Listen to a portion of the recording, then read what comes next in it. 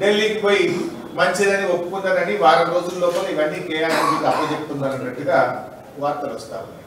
మరి ఇవన్నీ పరిస్థితి ఏం కావాలి?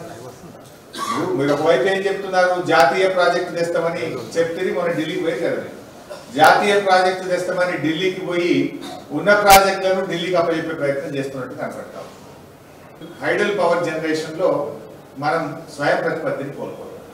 శ్రీశైలం లెఫ్ట్ పవర్ స్టేషన్ మన కంట్రోల్లో ఉంది. మనం ఎప్పుడు కావాలంటే అప్పుడు పీక్ అవర్స్ లో ఇలా హైడల్ పవర్ జనరేట్ చేసుకుంటున్నాం. అది 900 మెగావాట్ల హైడల్ పవర్ జనరేషన్ స్టేషన్. ఒకటి హైడల్ పవర్ జనరేషన్ లో మనము ఈ రాష్ట్ర ప్రభుత్వం హక్కును కోల్పోతుంది, మనకు తీవ్రమైనటువంటి నష్టం జరుగుతుంది. రెండవది సాగర్ ఆయకట్టు దెబ్బతినేటువంటి అవకాశం ఉంటుంది. మనకు Nagarjuna Sagar left bank canal కింద దాదాపు 5 లక్షల ఎకరాలు మనకు ఆయకట్టు ఉన్నది. రేపు వాళ్ళు శ్రీశైలం నుంచి అటే నీళ్లు తీసుకపోతే మన సాగర్ ఆయకట్టు దెబ్బతింటారు. రెండు. మూడవది డ్రింకింగ్ వాటర్ హైదరాబాద్కు మన మహబూబ్ నగర్ నల్గొండకు త్రాగునీటి విషయంలో సమస్యలు తలెత్తేటువంటి అవకాశం ఉంటుంది. నాలుగవది on going projects like Palamuru ఎత్తిపోతల పథకం, డిండి లిఫ్ట్ ఇరిగేషన్ పథకం, ఎస్ఎల్బిసి, ఈ ప్రాజెక్టుల నిర్మాణం మీద కూడా ప్రభావం పడుతుంది. ఇప్పుడు ఏమంటున్నారు వాళ్ళంటే ఆ రూల్స్లో వాళ్ళు కేఆర్ఎంబి రూల్స్ ఏం పెట్టిందంటే, మీరు ఈ ప్రాజెక్టులు ముందుకు పోవాలంటే ముందు కేఆర్ఎంబికి పర్మిషన్ తీసుకోండి, సెంట్రల్ వాటర్ కమిషన్ పర్మిషన్ తీసుకోండి, అపెక్స్ కమిటీ పర్మిషన్ కూడా తీసుకున్నాకనే ఈ ప్రాజెక్టులు మీరు పూర్తి చేయొచ్చు, ఈ ప్రాజెక్టుల నుంచి నీళ్లను వాడుకోవచ్చు అంటున్నారు. రేపు ఆ ప్రాజెక్టులు పరిస్థితి ప్రశ్నార్థకమయ్యే ప్రమాదం ఉంటుంది కదా. ఐదవ పాయింట్, భవిష్యత్తులో కృష్ణానది పరివాహక ప్రాంతంలో మీరు కొత్తగా ఏ ప్రాజెక్టు ప్రారంభించాలన్నా కేఆర్ఎంబి అనుమతి లేకుండా మీరు చేయడానికి వీలు ఉండదు. మరి ఇప్పుడు మొత్తం అధికారం కేంద్ర ప్రభుత్వ చేతిలో పెడితే రేపు అడుక్కోవాల్సినటువంటి పరిస్థితి వస్తుంది. మన రక్షణలు ఒకవైపు చూడకుండా, మన హక్కులను ఒకవైపు చూడకుండా మీరు అసలు ఢిల్లీకి పోయింది ఆయన ఎట్లా ఒప్పుకొని వచ్చింది మాకు అర్థమవుతలేదు. మీరు పూర్తిగా రాష్ట్ర ప్రయోజనాలను ఇలా మర్చిపోతూ ఉన్నారు, తాకట్టు పెట్టేటువంటి పరిస్థితి కనబడతా ఉంది.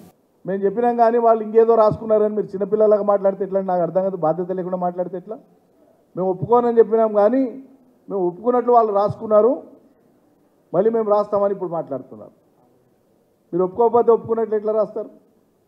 మినిట్స్లో సంతకాలు పెట్టేటప్పుడు అప్పుడు చదువుకోకుండా చూసుకోకుండా సంతకాలు పెడతారా? ఇంత బాధ్యత రహితంగా ఉంటారా? మరి ఇదేనా మీకు పట్టినటువంటి రాష్ట్ర ప్రయోజనం? ఆ మినిట్స్లో ఏం రాసింది కూడా చూసుకోరా? ఒకవేళ రాసి ఉంటే రాష్ట్ర ప్రయోజనానికి మీరు అంగీకరించని విషయం రాసి ఉంటే అక్కడే అభ్యంతరం పెట్టి మేము సంతకం చేయమని అనొచ్చు కదా. గొంతు మీద కత్తి పెట్టిందా వాళ్ళు?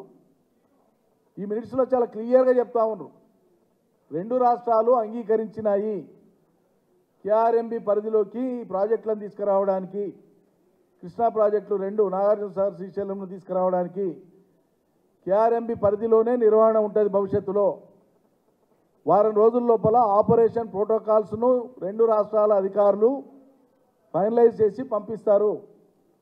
వాటిని ఎట్లా పాటించాలో మేము గైడ్ చేస్తాము. 15 అవుట్లెట్స్ మొత్తాన్ని కూడా రెగ్యులేట్ చేస్తాము మేమే. సిఆర్పిఎఫ్ కేంద్ర పోలీస్ బలగాల పహారాలోనే అక్కడ ప్రాజెక్టులు ఉంటాయి. అక్కడ ఏ అధికారులు ఎంటర్ కావాలన్నా, తెలంగాణ అధికారులు ఎంటర్ కావాలన్నా ఖచ్చితంగా వాళ్ళ అనుమతి లేకుండా ఎంట్రీ కాలేరు. అంటే రేపు ఏం జరుగుతుంది? శ్రీశైలం మీద ఆధారపడినటువంటి కల్వకుర్తి ఎత్తిపోతల పథకం, శ్రీశైలం మీద ఆధారపడినటువంటి ఎస్ఎల్బిసి, నల్గొండ మంచినీళ్లు, ఉమ్మడి పాలమూరు రంగారెడ్డి మంచినీళ్లు, ఇప్పుడు నిర్మాణం పూర్తి కావాల్సినటువంటి పాలమూరు రంగారెడ్డి ప్రాజెక్టు, సాగునీటి ప్రాజెక్టు, వెరసి ఇవన్నీ రేపు ప్రశ్నార్థకమవుతాయి. అంతిమంగా ఏ లక్ష్యం కోసమైతే మనం తెలంగాణ కోసం కొట్లాడి రాష్ట్రం తెచ్చుకున్నామో ఆ లక్ష్యం నెరవేరకుండా ఆంధ్ర ప్రయోజనాలు నెరవేరడానికి ఇది దోహదం చేసినట్లు అవుతుంది. ఇది రికార్డ్ అవుతుంది చరిత్రలో. ఇవాళ ఇది ఒక ప్రమాదం అని గ్రహించే తెలంగాణ న్యాయబద్ధమైన వాటా తేలనంత కాలము ఈ ప్రాజెక్టులను కేఆర్ఎంబికి అప్పగించవద్దు అనేటువంటి మన ప్రొటెస్ట్ పెండింగ్లో ఉంది. ఆ అంశం స్టేటస్కో మెయింటైన్ అవుతుంది. మీరు దమ్ముంటే దాన్ని స్టేటస్కోలో పెట్టాలి ఇప్పటికైనా. ఒకవేళ మీరు అన్నట్లు నిజంగానే మీకు తెలియకుండానే మినిట్స్లో మీ కాన్సెంట్కు భిన్నంగా వాళ్ళు రాసి ఉంటే అది చాలా పెద్ద నేరం అవుతుంది.